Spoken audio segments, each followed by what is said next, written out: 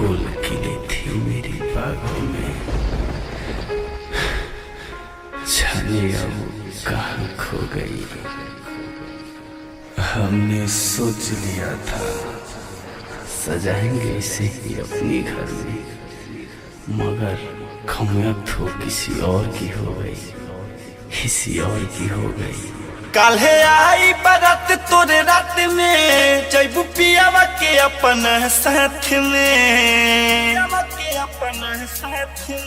काल्हे आई बारात तोरे रात में, जैबू पियावा के अपन साथ में। मेहदी दोसरा के नहन के लगैबू, मोरा जिंदगी में अगिया लगा के, जिंदगी में अगिया लगा के।